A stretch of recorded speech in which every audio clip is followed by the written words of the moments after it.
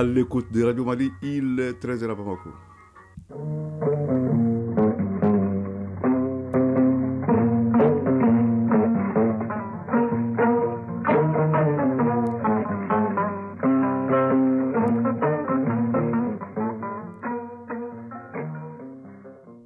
Le journal, Seydou Fomba.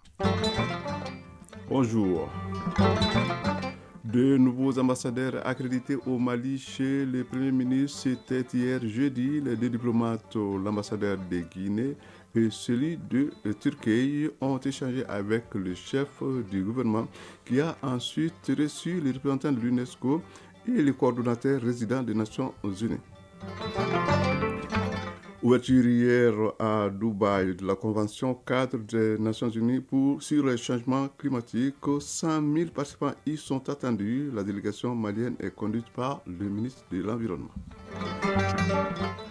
Sport, beaucoup de football ce vendredi avec d'abord le match de classement de la Coupe du Monde des moins de 17 ans en Indonésie qui oppose le Mali et l'Argentine. Ensuite, les éliminatoires de la CAN féminine et enfin la visite de la commission de mobilisation de la CAN à Korogo en Côte d'Ivoire. Chronique du développement, Soumaïla Berté a choisi de nous parler d'une ONG. Elle s'appelle Caritas Suisse. C'est à suivre en fin de journal.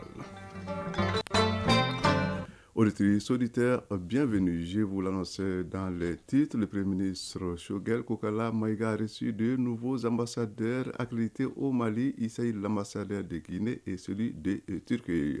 Le chef du gouvernement s'est également entretenu avec le chef bureau représentant de l'UNESCO en fin de mission et le coordonnateur résident des Nations Unies, des audiences suivies par notre reporter Mohamed Kenta. En fin de mission dans notre pays, après 4 années de service, le chef de bureau et représentant de l'UNESCO au Mali a été élevé au grade de chevalier de l'ordre national à titre étranger. Edmond Moukala est venu remercier le Premier ministre pour l'initiative du président de la transition qui est de nature à renforcer les liens de coopération entre le Mali et l'UNESCO. On a parlé sur l'importance en fait de l'histoire dans le système éducatif pour permettre vraiment à la jeunesse donc, de prendre conscience des enjeux par rapport à l'histoire et des enjeux par rapport à l'avenir.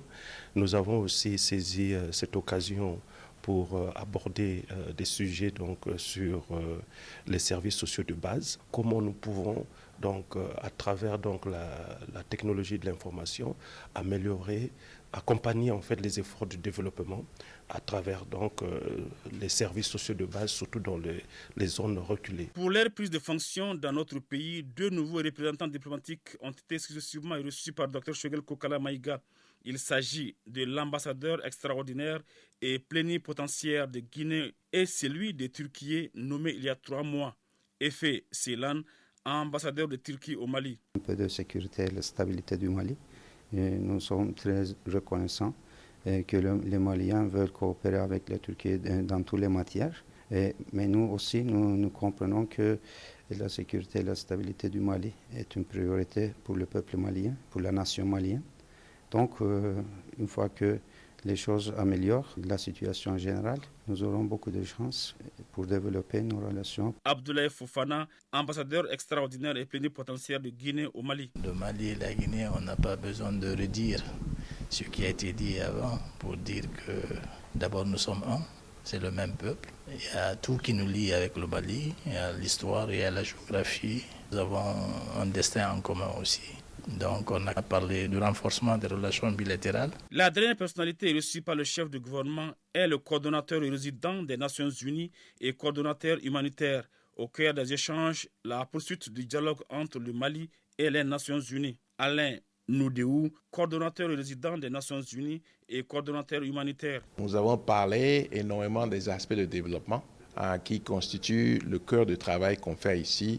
Et si je prends toutes les agences qui interviennent ici, le cadre de coopération avec lequel nous travaillons s'accentue sur 3 domaines principaux. Le premier, c'est les questions de services sociaux de base, qui est aussi un domaine très important pour le gouvernement.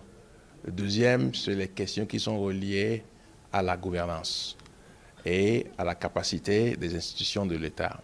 Et le troisième domaine s'articule sur la croissance, qui est donc une croissance qui est soutenue. Nous avons parlé avec le Premier ministre du besoin de travail sur les aspects qui sont liées à la sécurité alimentaire.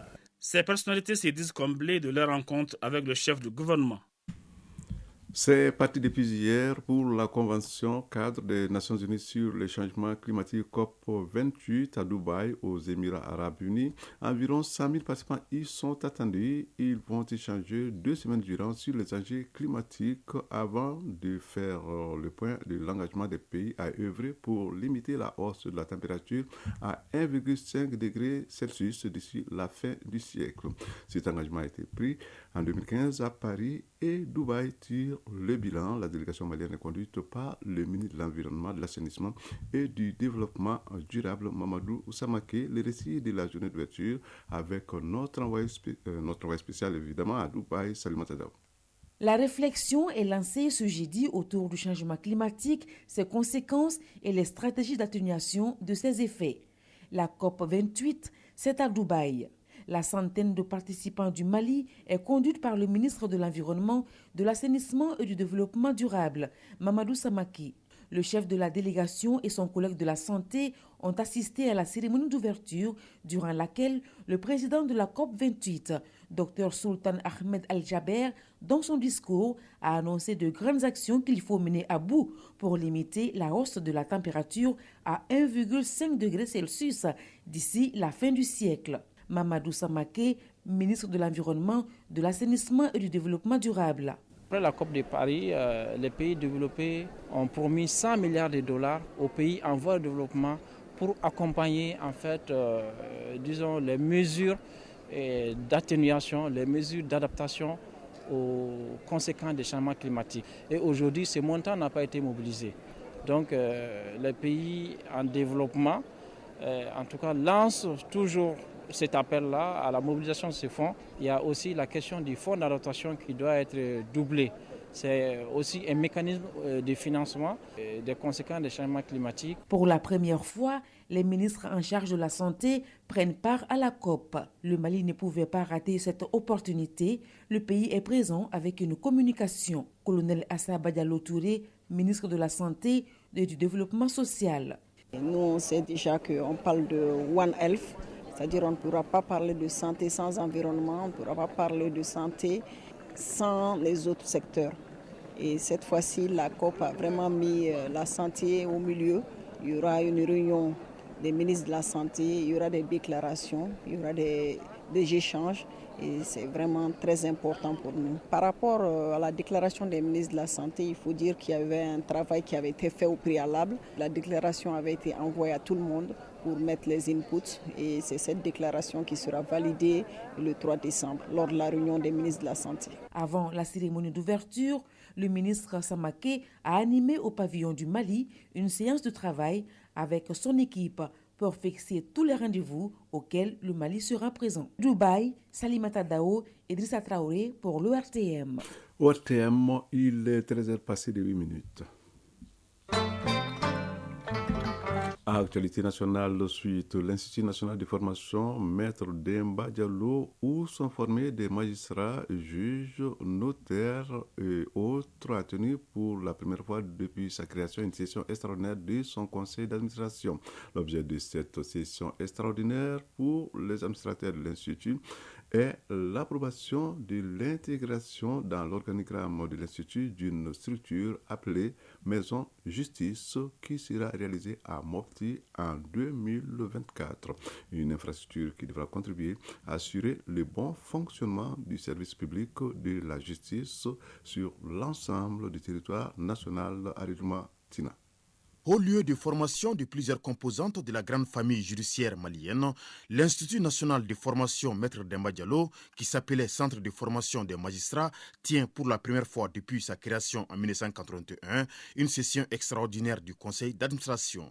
Une situation qui s'explique par les exigences du moment et l'imminence des questions à résoudre. Ainsi, les administrateurs de l'Institut n'avaient qu'un seul point à examiner lors de cette session extraordinaire, à savoir l'approbation de l'intégration dans l'organigramme de l'Institut d'une structure qui sera construite à Mopti, dénommée Maison Justice. Mamoudou Kassogué, ministre de la Justice et des Droits de l'Homme, garde des Sceaux, président du conseil d'administration de l'Institut. Le projet Maison Justice est le fruit d'un partenariat dynamique entre le ministère de la Justice et des Droits de l'Homme et ECAP Sahel Mali, à travers lesquels ce partenaire s'est engagé à financer la réalisation d'une infrastructure dénommée Maison Justice à Mopti à hauteur de 1 400 000 €. Cette infrastructure, qui a vocation à abriter les ateliers de formation et d'autres rencontres des professionnels de la justice, un intérêt particulier est attaché à la réalisation de cette infrastructure afin d'offrir au personnel de la justice un espace sécurisé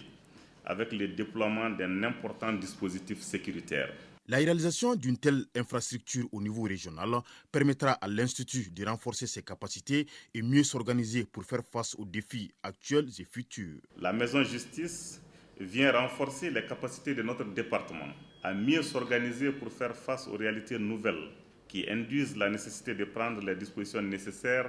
Il importe de rappeler que des étapes substantielles ont déjà été franchies, notamment les visites sur les sites, la création du titre foncier, la mise en place du financement et la disponibilité de certains partenaires pour accompagner la mise en œuvre du projet. Dr Toubaï Kone, directeur général de l'Institut national de formation judiciaire, Maître Demba Diallo. De former des magistrats, n'est-ce pas, capables de répondre aux défis de la justice, aux défis, aux enjeux aujourd'hui de la justice. Après le référentiel, nous avons repensé tout le programme de formation des auditeurs de justice. Nous avons fait un séminaire de 2 semaines à Dakar avec certains de nos experts pour réécrire et repenser tout le programme de formation des auditeurs de justice. Et ce nouveau programme, nous allons le mettre en application dès janvier. Les travaux de la Maison Justice à Mopti débutent au mois de février prochain et s'achèvent en décembre 2024 selon les responsables. L'importance de la planification dans la gestion du développement, c'est le centre d'intérêt d'un atelier d'information et de sensibilisation de 2 jours organisé à Ségou par le mécanisme africain d'évaluation par les pairs MAEP. Il s'agit d'inciter les décideurs publics et privés à prendre en compte la planification dans la gestion du développement local. Nous avons retrouvé à Ségou Hussein Samake.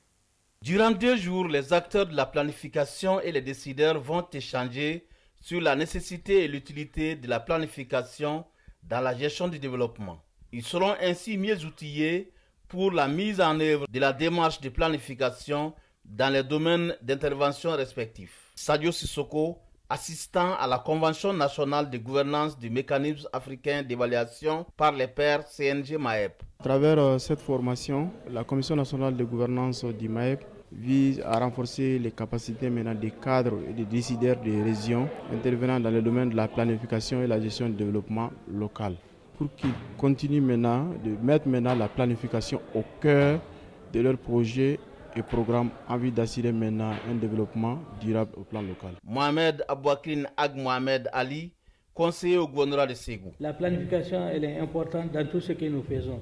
C'est vraiment un outil très important pour la réussite de tout ce que nous projetons à court, moyen et long terme, surtout en ce qui concerne les collectivités. Les échanges permettront aux participants de se familiariser avec des outils de planification pour une concrétisation des objectifs de développement durable. Taïrou Sidibé, représentant du ministre des Maliens établi à l'extérieur et à l'intégration africaine. L'objectif principal visé par votre atelier est de mettre l'accent sur l'utilité de la planification dans la gestion du développement régional et local.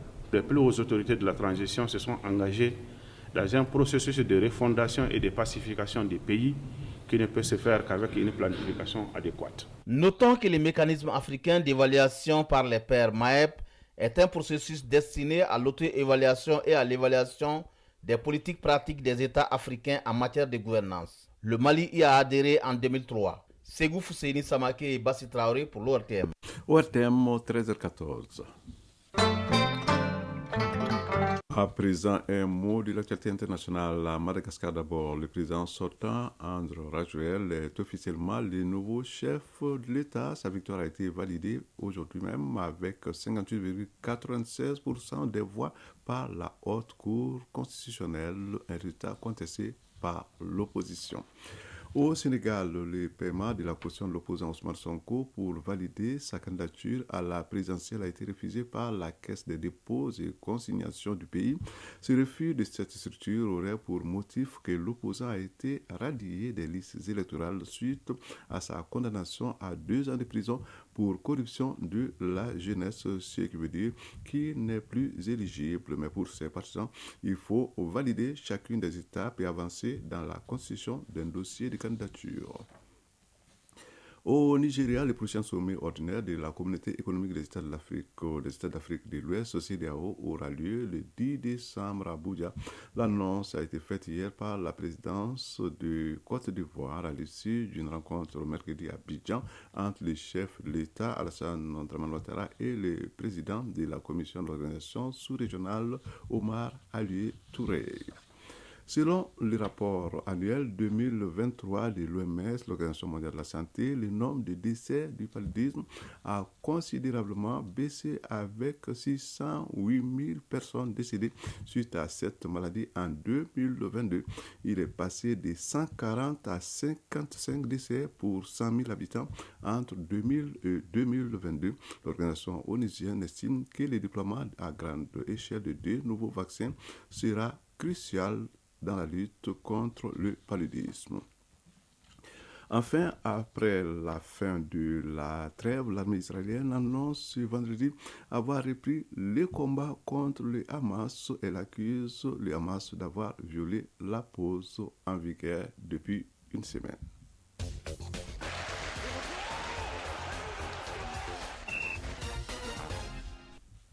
À la une de l'actualité sportive du football, beaucoup de football d'ailleurs, c'est vendredi avec d'abord les éliminatoires de la CAN féminine de football Maroc 2024. Le Mali a gagné 7-2 contre la Guinée. Conakry, c'était hier au stade du 26 mars de Yirimadio. Et puis, concernant la CAN 2023, une délégation de la commission de mobilisation pour la CAN en Côte d'Ivoire est à Korogo, où la poule du Mali sera basée. Il s'agit pour la délégation malienne de venir constater les conditions possibles pour une meilleure participation du Mali à la CAN en Côte d'Ivoire. Enfin, Coupe du monde des moins de 17 ans en Indonésie, les matchs de classement opposent ce vendredi le Mali à l'Argentine. L'enjeu, c'est la médaille de bronze. Les Aiglonnais ambitionnent de monter sur le podium. Je vous signale d'ailleurs que le match est en cours. On est à la deuxième mi-temps.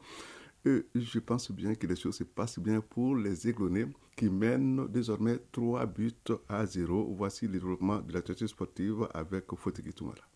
Championnat national de Ligue 1 malienne de football, la 6e journée démarre cet après-midi avec 4 matchs au programme. Sur le terrain de l'ASB, ATS de Koro jouera contre l'US Bougouni. L'USC Kita sera opposé à l'AS Bakardian de Barawili sur le terrain de l'AS Iral à Djikroni Para. À Torokorobougou, sur le terrain du Djelba AC, l'AS Black Star affrontera le leader rural de Bamako. À Sotiba, sur le terrain du Stade Malais de Bamako, les COB en découdra avec l'ASCO. Cette 6e journée s'achève demain samedi avec 3 oppositions. Les 11 créateurs de Nyarela et le Djelba AC seront aux prises au terrain de l'ASB. Afrique Foot Elite a fait se mesurera à l'AS Police sur le terrain du Stade Malais de Bamako. Enfin, sur le terrain du Djelba AC, l'USFAS affrontera le Binga FC. La rencontre US Bougouba, Stade Malais de Bamako est reportée à une date ultérieure. Éliminatoire Coupe d'Afrique féminine de football, les Aigles-Dames du Mali effectuent un grand pas pour la phase finale de la CAN Maroc 2024. En match aller du deuxième et dernier tour des qualifications, hier au stade du 26 mars de Yirimadio, le Mali a battu la Guinée-Conakry par les scores sans appel de 7-2. Le résumé de ces matchs avec Sraga Sissé. Sans forcer, les Aigles-Dames du Mali ont filé le bon coton dans ce duel face à la Guinée à la faveur du deuxième et dernier tour qualificatif à la CAN Maroc 2024.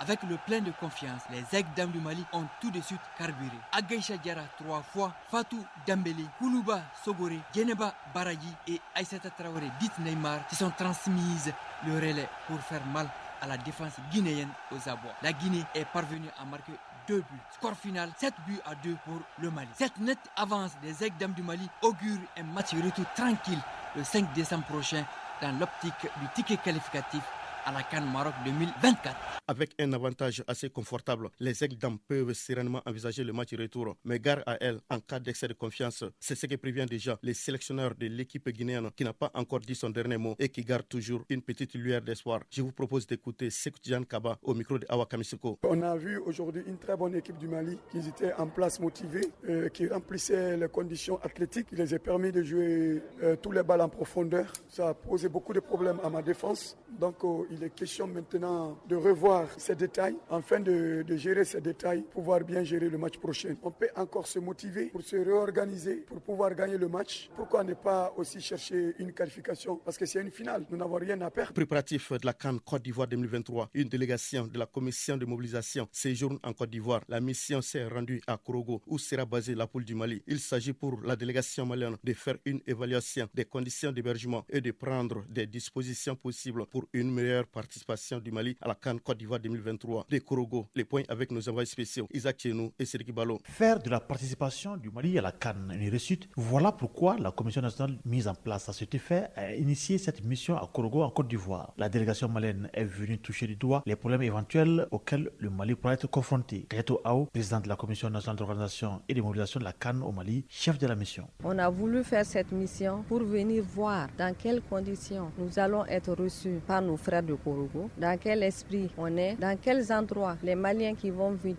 pour la CAN ils seront logés, quelles seront les conditions d'hébergement, les situations sanitaires, les conditions de restauration. C'est de voir en gros tout ce qui peut être prévu et planifié. Première étape de cette visite, le palais du chef du canton, Sa Majesté Issa Coulibaly. Visiblement ravi d'accueillir la délégation malienne, il n'a pas manqué de rappeler l'histoire entre Korogo et le Mali, précisément Sikasso, Sa Majesté Issa Coulibaly, chef de canton de Korogo. Korogo et Sikasso, c'est les mêmes villes. Donc cela fait que les frères maliens, la communauté malienne qui est là, peut le témoigner. À la mairie comme au conseil régional du Poro et à la préfecture, la délégation malienne a eu droit à des honneurs. Salimon Coulibaly, premier vice-président du conseil régional du Poro. Il n'y a pas de distinction. Parce que le patriarche Gon est venu de Sikasso, c'est Babemba qui est venu l'installer à la mort de son père Zoa Koyon. Pour nous, c'est un grand bonheur et c'est divin. Le Mali joue à Korogo, c'est une chance pour nous. Touri Paulin Martial Oku, secrétaire général de la préfecture du Koro. Le peuple sénoufo est un peuple d'accueil. Ça, je peux vous l'assurer. Vous êtes chez vous. Pour les autorités de Korogo, le Mali n'a pas besoin d'envoyer des sporteurs à la CAN. Korogo pense suffire. De Korogo, Isaac Chienou, Seriki Balo pour l'ORTM.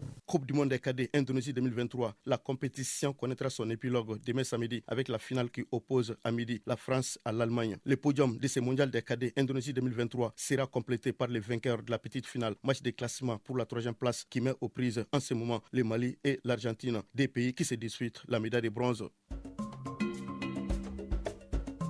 Chronique du développement.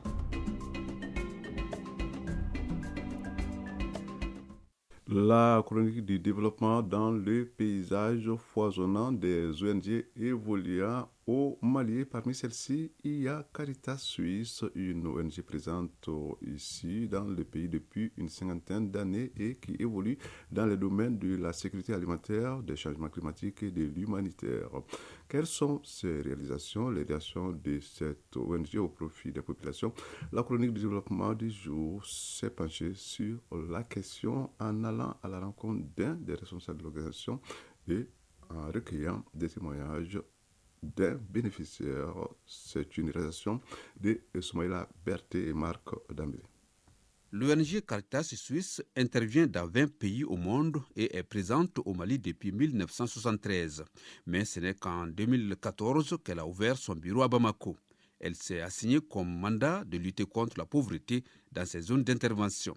Pascal Dakou est le coordinateur du projet Sahel de Caritas Suisse. Globalement, Caritas Suisse intervient dans le domaine humanitaire et aussi l'aide au développement. L'objectif ultime de Caritas Suisse est éradiquer la pauvreté. À côté de cela aussi, nous faisons ce qu'on appelle le nexus, c'est-à-dire joindre le développement à l'humanitaire. Nous intervenons dans le domaine du climat, le domaine du revenu et aussi le domaine de la migration. Les zones d'intervention de Caritas Suisse au Mali ici, c'est notamment la zone de Kolokani et de Kati, dans la région de Kouloukoro. Dans la région de Kita, nous avons une équipe aussi qui évolue dans un autre projet à Kita et un autre projet au niveau de Yanfolila. Pour assurer sa mission première, c'est-à-dire la sécurité alimentaire et les changements climatiques, Caritas Suisse utilise des moyens endogènes, des techniques de résilience des populations face au climat.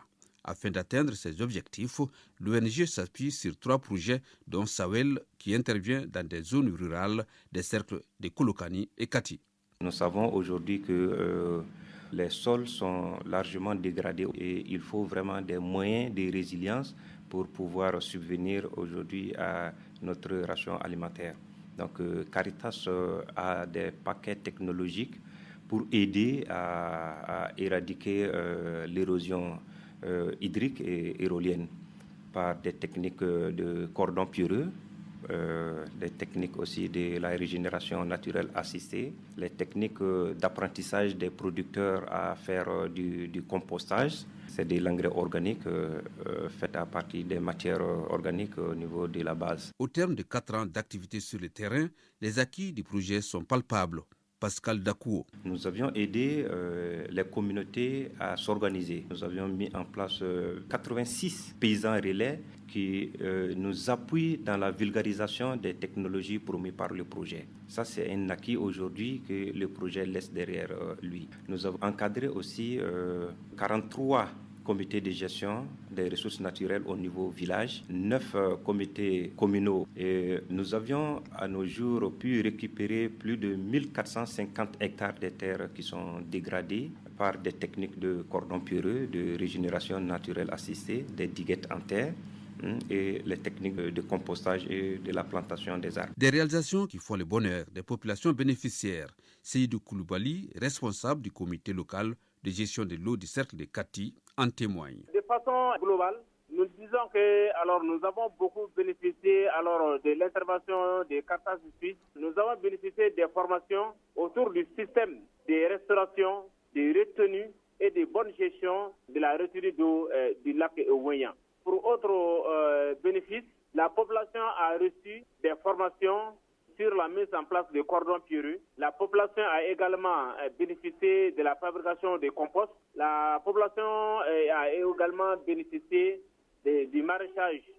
Nous n'allons pas aussi oublier que Caritas Suisse également nous a doté des matériels de protection ou encore de prévention de l'environnement. Dans le cadre de la mise en œuvre de ces activités au Mali, Caritas Suisse travaille en partenariat avec les services techniques des ministères en charge de l'agriculture, de l'environnement, de l'eau et des actions humanitaires.